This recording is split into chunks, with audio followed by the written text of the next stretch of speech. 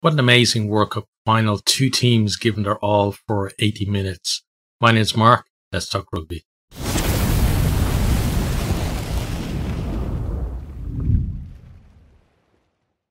What a great game of rugby from both of these teams.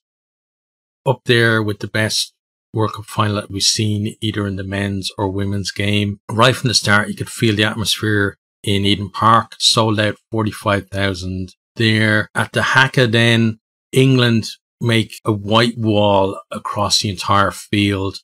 And after that, I kind of feel that England have a little bit of an edge because English are looking assured and confident. New Zealand looking a little bit nervous before we kick off. England kick off. Holmes runs it back for New Zealand, but England are able to turn the ball over. New Zealand are trying to kind of, early on trying to run the ball out of their own 22, but England have them pinned in. They're forcing errors and New Zealand not really getting anywhere. Finally, they're able to kick clear. England are able to then win back possession. They flood into the New Zealand 22. They've got big runners there. They're bending the line. They're sucking in defenders. We're playing with advantage. They then spread the ball out wide to Kildunn, who goes over in the corner. Scarrett converts from out wide for 7-0 after 4 minutes. Looking a bit ominous there, like England looking really good. New Zealand again from the kickoff, they tried to spread the ball, but England, they've got really good line speed. They're applying pressure. But New Zealand do win a penalty for England not rolling away. Holmes decides to kick for the post from about 40 meters or so out. She misses just to the left. She did have the distance on it. It was just the accuracy wasn't there. Then we see a clever kick pass in behind the England line. Like England were rushing up and there was plenty of space there, but they can't regather that. Woodman then does get her hands on the ball. She puts in great run on the left wing, but then her offload, she just kind of flings the ball behind her to no one. England are able to get in over the ball then and they force a penalty. They go upfield, they win another penalty. New Zealand off their feet. They kick it to the corner. England go for the driving maul and Cocaine at the back comes up with the ball for the score. Scarrett adds on the extras there for 14-0 after 15 minutes. And you kind of feel that New Zealand need to score next or it's going to be a bit of a runaway to England. New Zealand, though, do get themselves deep into the England 22. Root with a great run to get fairly close to the line. But England, again, they're able to turn over and they clear. Woodman then puts in another great break out in the left wing. Thompson comes steaming in to tackle her like full pelt, head-on-head contact. There's no mitigation for that. She's completely upright in the tackle and it's with, a lot of force because she is sprinting in. It's a straight red card. Woodman has to leave the field. She's treated on field for a while and eventually goes off in a cart. So England down to 14 there. New Zealand decide to kick the penalty to the corner.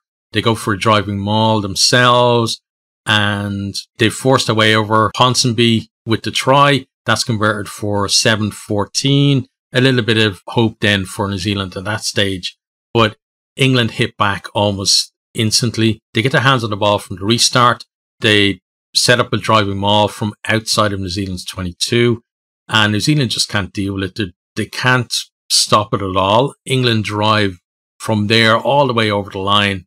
Marley Packer with the score. And it's looking like any time that England get anywhere near the New Zealand 22 that they're going to be able to either maul for plenty of territory or just maul for a try. Conversion is missed. I think that one hit the post from Scarrett and score is 7-19 at that stage. England then make an error from the restart. There's basically a knock on and somebody catches the ball in an offside position. So penalty to New Zealand. They then kick to the right hand corner.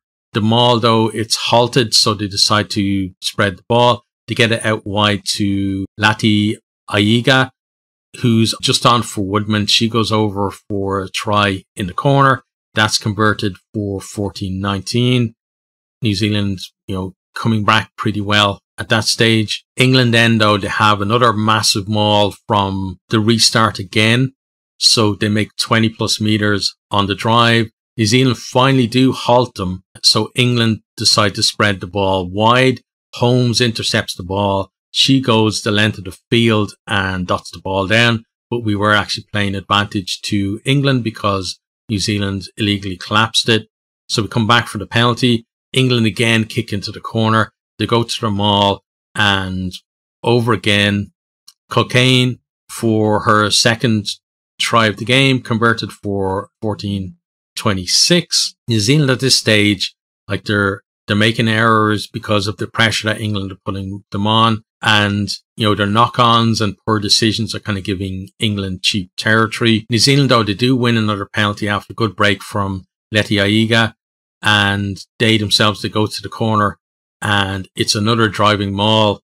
Rule peels off as the maul is halted. She goes over to score. Halftime score then is 19-16. So, you know, some hope for New Zealand at that point against a very good England team, although England do have 14 players for the rest of the game. Into the second half then, New Zealand start with a bang. They score pretty much from the kickoff. Receive the ball in the 22. They decide to spread it. They find some space out on the left wing. Fleuler just goes for it. She backs her pace and backs her skills. She gets out on the outside. She turns the English cover defence inside and out, exchanges passes with Holmes, and then she goes over. She decides as well to run a little bit infield to make the kick a bit easier for Holmes, but unfortunately she still misses the conversion.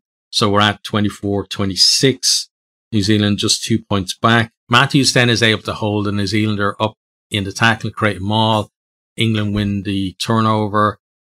From the scrum then they try to attack, but New Zealand are able to charge down a kick and they're able to clear.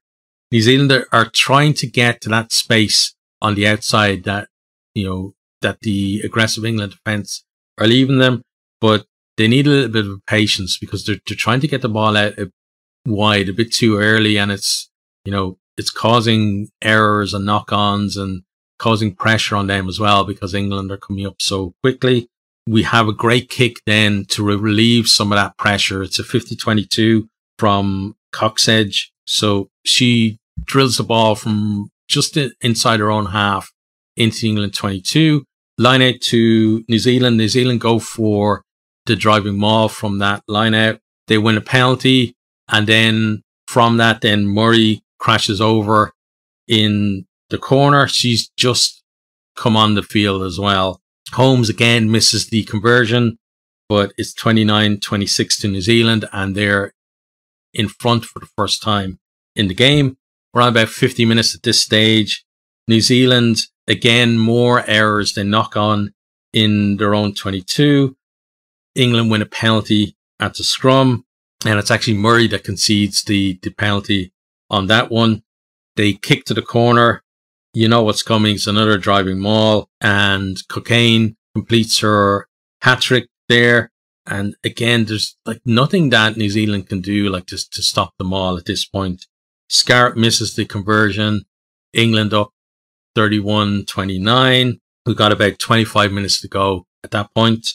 New Zealand then are on attack from the restart, but a bit of overplay from them and a couple of errors hand back the initiative to England. Again, they just need to be, I feel they just need to be a little bit more patient and make use of the extra player that they have. Scrum to England. England win a penalty then from the scrum. They're able to clear. Again, they're getting good territory from on the back of New Zealand mistakes. New Zealand, though, do manage to turn the ball over. They actually hold the ball, hold up the maul. And it's the first time that really we see that New Zealand are beginning to cope a little bit with the English maul. They get the turnover, they get the scrum, they clear up field. A few phases later then, England are just outside their own 22. The ball is passed back to Hansen, who kicks out on the full. But because it was taken back in, then we come back into the English 22 for New Zealand line out. Great chance for New Zealand there, but they overthrow at the line out.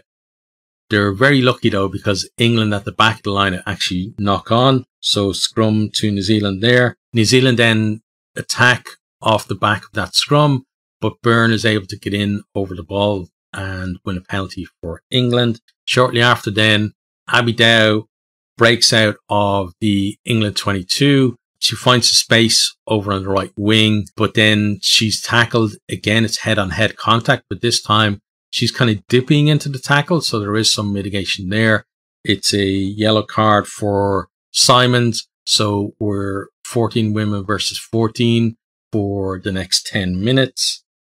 And Dow, after that as well, she looked very shaky. She looked a bit out of it, but the English medical team, they have a look at her and they decide to leave her on the field. But then we have a break in play a few minutes later, and the medical team are back on. I don't know whether they spotted something or, an official told them to go out and check her, but they're on again and they do take her off for an HIA. So I was kind of glad to see that, because you don't want to see like players being out in the field when potentially they have some kind of head injury, because, if they get into another big collision, then it could end even worse for them. But luckily they're able to get her off the field at that stage. During that bit, I think there was the same break and play, right? So England were inside their own half and they put in a clearing kick. You can hear on the referee's mic that it seems that the ball has been touched. So it's a line out to England inside the New Zealand half. There's a couple of players getting treatment, and there's a delay in them actually taking the line out.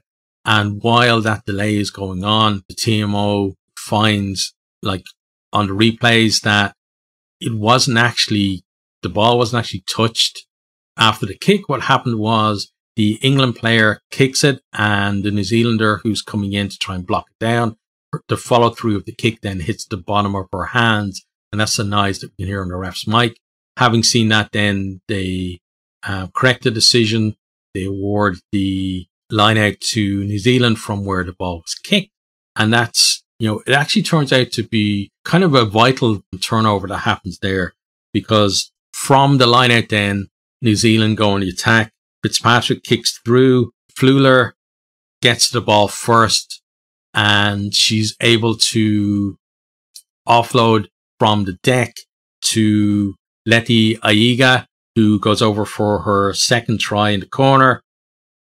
And that's the last that we see of Fleuler, who has to go off with an injury at that stage, but big smile on her face, obviously enjoying the occasion. The conversion is missed, so we're at 34-31 to New Zealand with about 8 minutes to go at that point. England then, from the restart, they're obviously pushing for the try that would win it for them, but Chelsea Bremner is able to get up and steal a line out for New Zealand and just kind of relieve a little bit of pressure. New Zealand then, they win a penalty, and you're thinking like there's only, there's not that many minutes left. Kick it down the field, get into England's half, run the clock down. But instead, though, they decide they're going to tap and go. England's already in defence. There is a poor clear out from New Zealand, a bit of a neck roll. And so that's a penalty to England. New Zealand, inviting pressure on themselves when really they didn't have to. They've again given England, a penalty possession and great access to their 22. England kick for the line out. They then win another penalty. They're kicking into the corner. The clock is running down, but it's looking like we've got a couple of minutes left, that if England score here, there isn't going to be time for New Zealand to come back in this one. So this is do or die for both teams. And this is where the World Cup is going to be won or lost.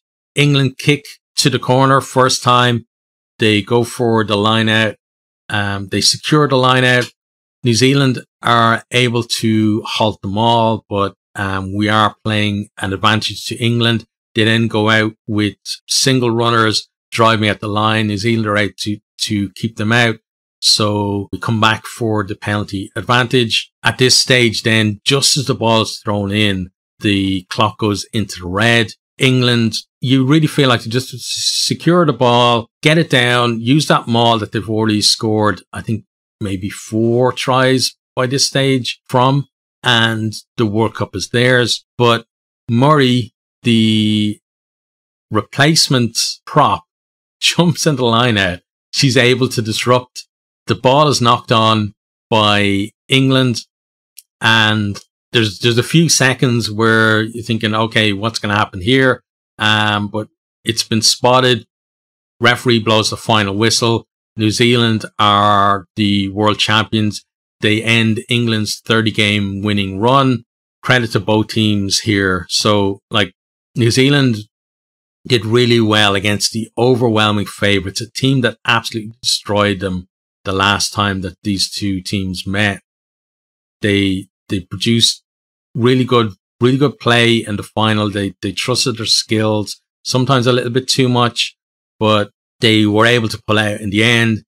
England, with a woman down, fought on for the entire game and made it so close in the end. And they've been some team for the last 3 years or so that, they deserve a lot of accolades as well. Like, they produced a great tournament and a great match here.